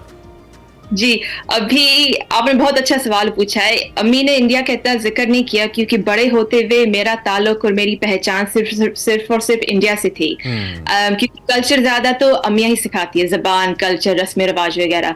तो बचपन में मैं इंडिया कई दफा गई हूँ क्योंकि मेरे ननियाल सारे वहां पे। अच्छा। तो इसलिए बड़े होते हुए ताल्लुक, मेरी पहचान सिर्फ इंडिया से थी। अभी जाके पाकिस्तान से मेरा ताल्लुक बना है और अभी मेरी पहचान है। लेकिन अम्मी को मेरी डॉक्यूमेंट्री बहुत पसंद आई और मजे की बात ये है कि मैं जब पाकिस्तान में थी, मेरी अम्मी भी आई थी एक दफा मुझसे मिले। वो 1 महीना रही है पाकिस्तान में। अच्छा, तो असरा क्या उनका भी ये पाकिस्तान का पहला विजिट था? जी, उनका भी पहला था और वो भी सिर्फ मेरी वजह से क्योंकि मैं थी वहां पे। That's great, that's great. चलें अब आप हमें अपने फ्यूचर प्लान्स के बारे में बताइए। ट्रैवलिंग को लेकर क्या प्लान्स है, और ये जो आपकी जो डॉक्यूमेंट्री है ये यूट्यूब पे अवेलेबल है, वहाँ पे लोग देख सकते हैं आपके चैनल के ऊपर। क्या आगे भी इसको कंटिन्यू रखना है? मजीद प्लान्स के बारे में हमें बताइए। जी, तो मैंने अभी ये नया सीरीज शुरू किया है मेरे YouTube चैनल पे, पाकिस्तान का सीरीज शुरू किया है। और ये सीरीज मेरे दिल के बहुत करीब है क्योंकि मैंने ऐसे किस्म की मुल्क के बारे में बनाई है जो मेरे दिल के बहुत करीब है। ये कोई ऐसे रैंडम मुल्क नहीं है, और ऐसे किस्म के मुल्क के साथ जिससे 30 साल बाद मेरा ताल्लुक बना है, 30 साल बाद पहचान बनी है। तो मैंने बहुत दिल से, बहुत प्यार से, बड़ी मेहनत से मैंने ये सीरीज बनाई है। तो उम्मीद है कि आप सबको ये सीरीज पसंद आए और आप जरूर देखिएगा। आप दुआओं में याद रखिए, दुआ करें कि ये सीरीज कामयाब हो। हम देखेंगे, और आप जो लोग हमें देख रहे हैं भाई, आप असरा का यूट्यूब चैनल ज़रूर फॉलो करें, असरा हुसैन का। वहाँ पे आपको उनका ये पूरी डिटेल डॉक्यूमेंट्री मिल जाएगी। असरा, वैसे जब पाकिस्तान नहीं आई थी, जब लोगों से बात होती थी, होता है ना थोड़ा बंदा फीडबैक लेता है कि मैं जा रही हूँ, कैसा मुल्क है, क्या है, कैसी बातें करते थे लोग उस टाइम पे? क्या वो ज़्यादा नेगेटिव बातें थी, आपको डिस्करेज करती थी, या नहीं they were positive and they made you to come to Pakistan? मजे की बात ये है इमरान कि सबसे पहले नेगेटिव बातें तो यहाँ इंग्लैंड में शुरू हुई थी। मैंने जो पाकिस्तान का जिक्र किया था, सारे मेरे वहां जाने से खिलाफ थे, सारे खिलाफ। मैं लड़के गई, जी मैं लड़के गई हूँ। फिर मुझे लगा कि वहां पहुंच के थोड़ा आसान होगा, लोग मेरा साथ देंगे, लोग सपोर्ट करेंगे। बल्कि उल्टा हुआ, वहां के लोग यहाँ से भी ज्यादा नेगेटिव थे। बार बार मुझे ये बताया जाता था कि लड़की ये यूरोप नहीं है, तू अपने आप को क्या समझती है, ये पाकिस्तान है, यहाँ पे बहुत खतरा ये है वो है। सफर करना यहाँ पे बहुत मुश्किल होगा। अच्छा। और मेरा तजुर्बा बिल्कुल उल्टा था। मतलब जितना लोग मुश्किल समझते उतना भी मुश्किल नहीं। मुश्किल है लेकिन इतना भी नहीं जितना लोग समझते। मुश्किल है लेकिन खूबसूरत सफर रहा आपका। अच्छा असरा, आपने शुरू में बात की थी अपनी उर्दू के हवाले से, नहीं आप बहुत अच्छी उर्दू बोलती हैं, कब सीखी आपने उर्दू? अच्छा, शुक्रिया पहले आपकी तारीफ के लिए, क्योंकि मैं बहुत मुश्किल से, पता है मैं तर्जमा करके आपसे बात कर रही हूँ। मैं अंग्रेजी में सोचती हूँ, फिर मैं अंग्रेजी से उर्दू में तर्जमा करके फिर आपसे बात करती हूँ। I appreciate। आपको मॉर्निंग शो करना चाहिए, हमारा दिमाग नहीं खुलता सुबह सुबह। और वो भी आधी नींद में इमरान। एग्जैक्टली। सो आप कामयाब हुई हैं, आपकी उर्दू ने हमें इम्प्रेस किया है, कंप्लीट बोल रही हैं आप, कोई ऐसा प्रॉब्लम नहीं है। शुक्रिया, मैंने बहुत पढ़ा है। मैंने बहुत पढ़ा है। मेरी सबसे पहली उस्तानी थी मेरी अम्मी। जब मैं छोटी थी उन्होंने मुझे हरूफ ताजी लिखना, पढ़ना, बोलना थोड़ा थोड़ा सिखाया था। लेकिन जाहिर है मैं एक अंग्रेजी बोलने वाले मुल्क में बड़ी हुई है, तो बड़े होते होते मैं उर्दू भूल गई। फिर जब पाकिस्तान जाना था, मेरे वालिद ने मुझे अपने सालगिरह पे उर्दू की किताबें दी है। तो वो मेरे पाकिस्तान जाने से खिलाफ थे, लेकिन उन्होंने कहा कि देखिए अगर जाना है तो कम से कम उर्दू तो सीख के जाओ, हमारी बेइज्जती ना करे। तो उन्होंने किताबें दी, और जो सबसे पहली किताब मैंने पढ़ा था वो मैं अपनी डॉक्यूमेंट्री में दिखाती हूँ। तो फिर किताबों से मैंने शुरू की थी, और पढ़ के फिर एहसास हुआ कि ये बहुत मुश्किल ज़बान में अकेली नहीं कर पाऊंगी। तो फिर मैंने उस्ताद भी लिया था, और उन्होंने मुझे 1.5-2 साल काफी सख्ती से पढ़ाया, और मैंने 2 साल में काफी कुछ सीखा। लेकिन ये मुझे समझ नहीं आ रही है कि इतना पढ़ने के बाद भी ये जो मेरा गुलाबी लहजा ये कहीं जा नहीं रहा है। मुझे समझ नहीं आ रहा है। उसमें टाइम तो लगेगा क्योंकि आप एक बेसिकली आप ब्रिटिश हैं। अच्छा, ये जो गोल रोटी बनाने की कोशिश करती बन गई। हमारे यहाँ गोल रोटी स्टैंडर्ड होता है, आपको पता है? लड़की की जब शादी हो रही होती है ना, तो अक्सर जो सास रिश्ता देखने जाती हैं कहती हैं गोल रोटी बनानी आती है लड़की को। आपको डॉक्टर है। अच्छा, आप जब गोल रोटी कह रहे आप किस गोल रोटी के बारे में बात कर रही हैं? हर इलाके की अलग रोटी होती है। जो बेल रही थी आप बेलन के ऊपर, जो रोटी हमें बेलते हुए आप नजर आ रही हैं। I would like to say yes, but I'm still an amateur. I've got a long way to go. Okay अच्छा, इन द एंड असरा, कुछ आप पाकिस्तानी गवर्नमेंट से कहना चाहेंगी इस सियाहत के फ़रोग के लिए, या जो ट्रैवलर्स आते हैं उनके लिए कुछ इम्प्रूवमेंट्स, कुछ फैसिलिटीज़ जो है वो आप चाहें कि वो होनी चाहिए? हम हुकूमत को तो बहुत कुछ करने की ज़रूरत है, लेकिन आज मैं जिस चीज़ पे ध्यान देना चाहूँगी वो है पाकिस्तान की आवाम। तो सबसे पहले तो पाकिस्तान की आवाम को अपने मुल्क, अपनी ज़मीन की कदर करने की ज़रूरत है, इज़्ज़त करने की ज़रूरत है। कई दफ़ा इमरान है ना, पता है, मैं एक जगह पे जाती थी जहाँ कुदरती खूबसूरती और उसके साथ साथ कचरा और गंदगी हर जगह। कई दफ़ा मैं एक तस्वीर भी नहीं खींच पाई क्योंकि तस्वीर भी इतनी गंदी लग रही थी। तो सबसे पहले अगर पाकिस्तान की आवाम ने अपने इलाके, अपनी जगह, अपने मुल्क की कदर करने लगी तो मुल्क बदल जाएगा। तो मेरे ख्याल में हुकूमत को ये तालीम देनी चाहिए स्कूलों में। तो मैं जब स्कूलों में पढ़ाती थी, मैं बच्चों से यही बात करती थी, कचरा नहीं फेंकने की बात और अपने इलाके की इज्जत करने की बात। लेकिन मुझसे पहले कभी उन बच्चों को किसी ने कुछ सिखाया नहीं, ऐसी बात पे कुछ सिखाया नहीं। तो मैं चाहती हूँ कि ये स्कूलों के सिस्टम में शामिल है, ये जो तालीम है स्कूलों के सिस्टम में शामिल हो। क्योंकि अगर हमने ख्याल नहीं रखा तो ये जो कुदरती खूबसूरती है आहिस्ता आहिस्ता ये खत्म हो जाएगी। वेरी पर्टिनेंट, बहुत इंपॉर्टेंट। इससे पहले कि हम सेगमेंट क्लोज करें, म्यूजिक बड़ा इंपॉर्टेंट पार्ट होता है। नेचुरली आप कहीं पे भी जाते हैं। I hope you like music being traveller. कोई ऐसा पाकिस्तान का कोई रीजनल सॉन्ग, कोई गाना जो आपको याद रह गया हो, हुंजा वगैरह में कहीं कुछ याद है? कोई एक दो बोल अगर हम आपसे सुन पाएं जाते जाते। Off the top of my head, no. अगर पहले आप मुझे बताते ना, पहले मैं गाने तैयार करके आ रही है माइंड में, कहीं सुना हो, कोई धुन आ रही हो माइंड में? No, more than गाने मुझे डांसेस याद है। अच्छा, डांसेस क्योंकि वो you know the instrument, it begins with a B, I think it is, जो पठान ज्यादातर वो बजाते हैं, it's an instrument. Rubab, that's the one, yeah. ठीक है। चलें, अगर आप अभी अब ना हमारे सेगमेंट के बाद अगर आप हमारा चैनल देखती रहें तो हम अभी आपको रुबाब सुनाते हैं। We have someone in the studios जो कि बहुत अच्छा प्ले करते हैं। बहुत अच्छा लगा आपसे असरा बात करके, बहुत पॉजिटिव वाइब है, बहुत मस्बत वाइब है। आई बिलीव कि आपके जितने फ्रेंड्स हैं वहाँ पे, आपकी डॉक्यूमेंट्री को देखने वाले लोग हैं, वो इससे ज़रूर इंस्पायर होंगे। आपने बहुत अच्छे तरीके से फिल्म किया, इन मनाजिर को बहुत रिफाइंड तरीके से दिखाया है। तो हमारी बेस्ट विशेज़ आपके साथ है। दोबारा जब भी आइए आप हमारे स्टूडियो में आएंगी, ठीक है? Inshallah. Thank you very much for having me. Thank you so much for being with us. This is Asra Hussain, traveler. हमारे साथ मौजूद थी। इनकी डॉक्यूमेंट्री जरूर देखिए, आपको पाकिस्तान का एक बहुत खूबसूरत चेहरा मजीद बेहतर नजर आएगा। एक्सप्रेस में वक्त हुआ एक ब्रेक का, कहीं नहीं जाना, हमारे साथ ही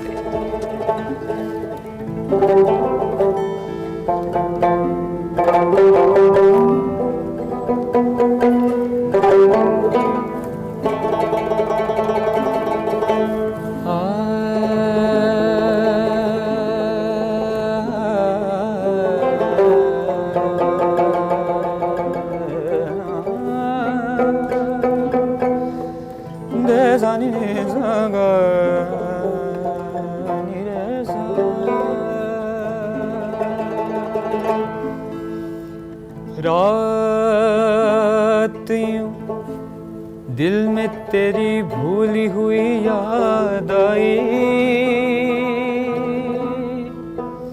जैसे वीराने में चुपके से बाहर आ जाए,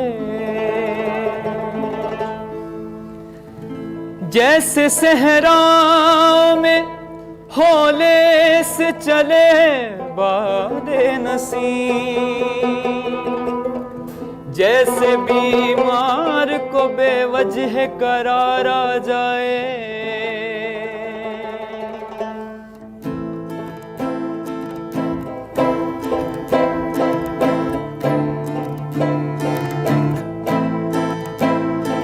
आप बैठे हैं बालिन पे मेरी, आप बैठे हैं बालिन पे मेरी, मौत का जोर चलता नहीं है। आप बैठे हैं बालिन पे मेरी, मौत का जोर चलता नहीं है। आप बैठे बालिन पे मेरी, मौत का जोर चलता नहीं है। मौत मुझको गवारा है लेकिन, मौत मुझको गवारा है लेकिन, क्या क्या करूं दम निकलता नहीं, क्या करूं दम निकलता नहीं है।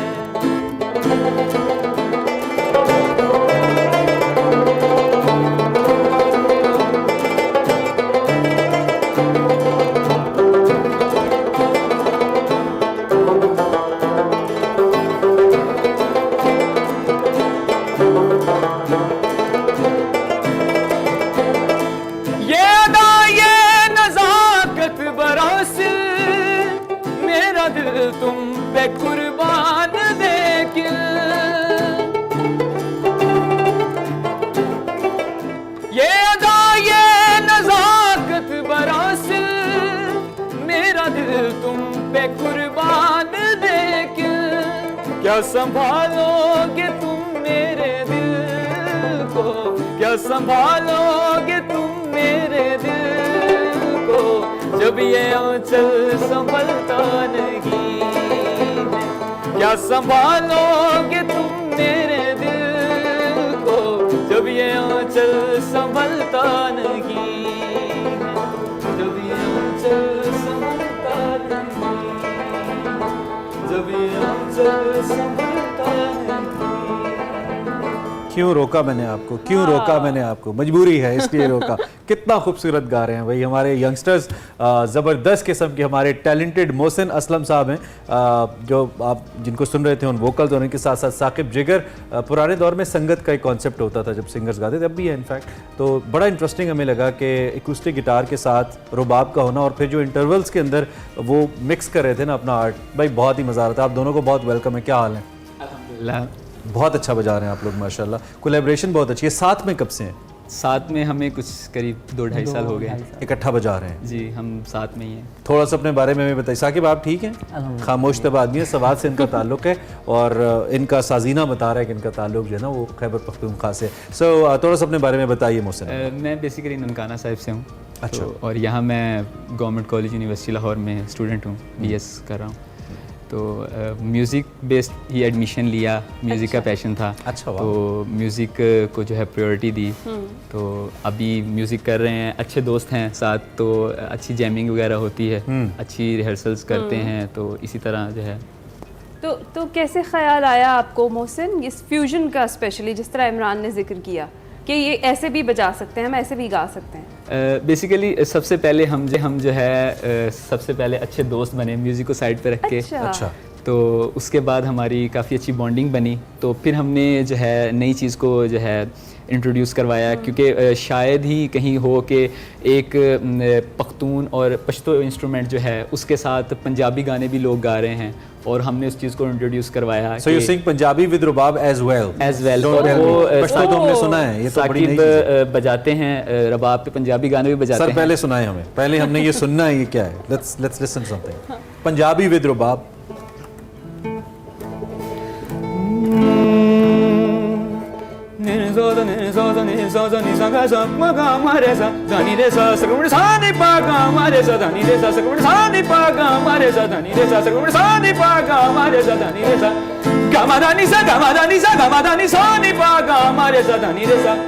तू मेरा मैं तेरी होई, तेरे जिया मैनू दिसदा नहीं कोई।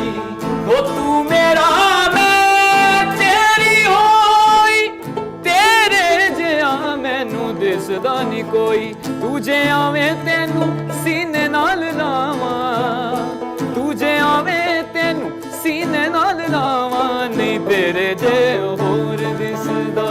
हो दिल करदा मैं तेनू वेखी जावां, दिल करदा मैं तेनू वेखी जावां, नहीं तेरे जे होर दिसदा, नहीं तेरे जे होर दिसदा।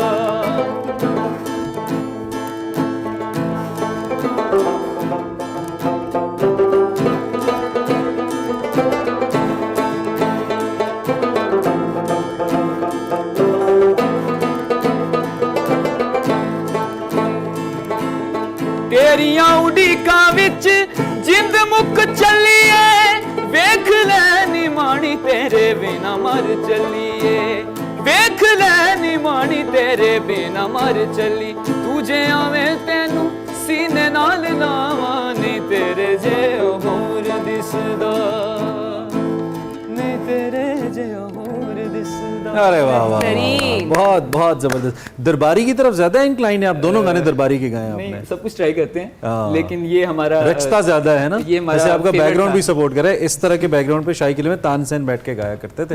आई डोंट रिमेंबर एग्जैक्टली उस जगह को कहते क्या है, सो थोड़ा सा वो रंग इसलिए भी शायद जम रहा है। क्या प्लान है, कुछ रिकॉर्ड भी किया ना? अभी कभी इत्तेफाक नहीं हुआ, लेकिन इंशाल्लाह प्लान। स्टूडियो नहीं गए अभी आप? नहीं, प्लान्स हैं, कुछ करेंगे इंशाल्लाह। और अपना कुछ कंपोज भी नहीं किया? कुछ चीज़ें हैं एक दो, लेकिन वो अभी उस तरह परफेक्शंस में नहीं है, लेकिन अभी उस पर वर्क कर रहे हैं अभी। अच्छा, जैसे आपने बताया कि पहले दोस्ती हुई और फिर इस फ्यूजन का भी ख्याल आया, तो क्या दोनों ही पहले से म्यूजिक में, आपने अपना तो बताया आप इंटरेस्टेड थे, क्या पहले से बजा रहे थे आप भी रुबाब साकिब? जी, मुझे 8 साल हो गए तकरीबन रुबाब बजाते। अच्छा, और फिर ये दोस्ती में ही रिवील हुआ कि भाई मैं रुबाब बहुत अच्छा बजाता हूँ, मैं गाता बहुत अच्छा हूँ? नहीं, दरअसल हुआ इस तरह था कि हम दोनों ही म्यूज़िक बेस्ड एडमिशन है गवर्नमेंट कॉलेज में, तो हमारा जो है उससे पहले ट्रायल्स जो थे एडमिशन के लिए उनमें जो है हमारी मुलाकात हुई। मैंने इनको सुना, इन्होंने मुझे सुना, तो that was the first interaction. तो लेकिन उसके बाद ऐसा था नहीं कि दोस्त बन पाएंगे, लेकिन जब कन्वर्सेशंस हुई तो पता चला आपस में बॉन्डिंग बन गई। म्यूजिक को हमने साइड पे रखा। दोनों का दिल टूटा था, दोनों की अब म्यूजिक में दर्द था, ऐसा था कुछ? आपका तो कंफर्म हो गया मुझे, मैं साकिब से पूछना चाहता। साकिब ऐसा कुछ नहीं, ऐसी कोई बात नहीं है। चले जीसी में आप हैं तो हो ही जाएगी, जीसी में हो ही जाते हैं ऐसे वाकयात, कोई बात नहीं। Way to go. अच्छा, हमने साकिब से भी कहा था, मोहसिन आपकी इजाजत से जरा हमने कहा सोलो भी थोड़ा सा सुनेंगे, सो 2 मिनट अगर आप हमें सोलो कुछ अच्छा सा रुबाब पे, क्योंकि रुबाब को बहुत लोग प्यार करते हैं।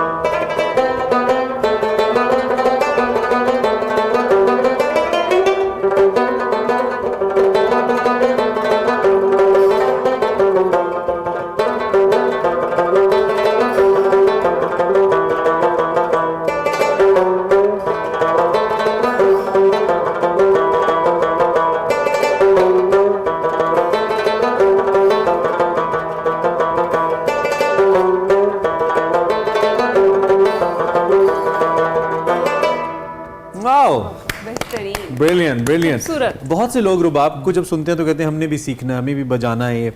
एज कम्पेयर टू गिटार्स, मुश्किल है ये साजीना ज़्यादा या आसान है या सेम है? एफर्ट तो दोनों में तकरीबन सेम ही लगती है, मतलब जितने इंतुजियाज्म के साथ बंदा एक चीज़ की तरफ जाता है तो वो डिपेंड करता है। बाकी इसमें प्लकिंग है और इसमें स्ट्रमिंग है। ठीक है, तो ये थोड़ा सा हार्ड है एज कम्पेयर टू। अब हम आपसे वो वायरल आपका आइटम जो पश्तों में आपने किया हुआ है वो सुनेंगे और सेगमेंट भी क्लोज करेंगे, लेकिन उससे पहले जो लोग आपको देख रहे हैं, एक तो हम कहना चाहें भाई मोहसिन असलम को, साकिब को ज़रूर सपोर्ट करें। इनके सोशल मीडिया पे फीडबैक आप ऑलरेडी देते हैं, लेकिन ज़रूर दें और बहुत अच्छा ये काम करें। और सून हमें उम्मीद है कि हमें नेशनल इवेंट, आप भी कुछ कहना चाहें तो इन 30 सेकेंड्स कहिए और फिर सुनाइए हमें। हम आपको सुनाने की तरफ ही जाएंगे। सुनाइए, चलें, लेट्स डू इट।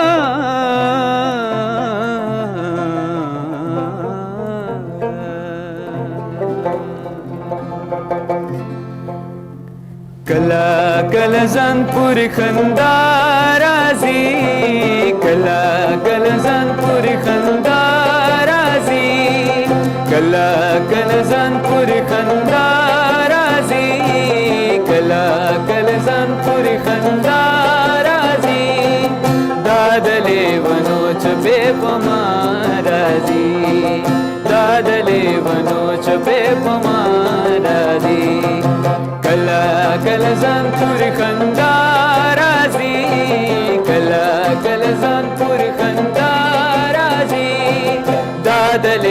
वनोच पे पमाराजी दादले वनोच पे पमाराजी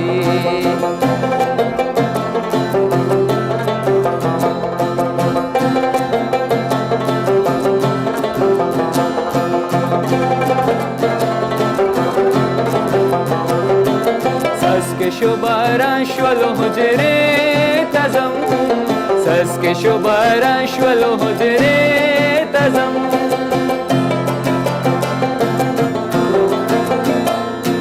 Saske şobaran şvalo hujre tazam Saske şobaran şvalo hujre tazam Yar me pabaran ke kham kharazi यार में पबारंग के खाम खाराजी कला कल जंपुर खंदा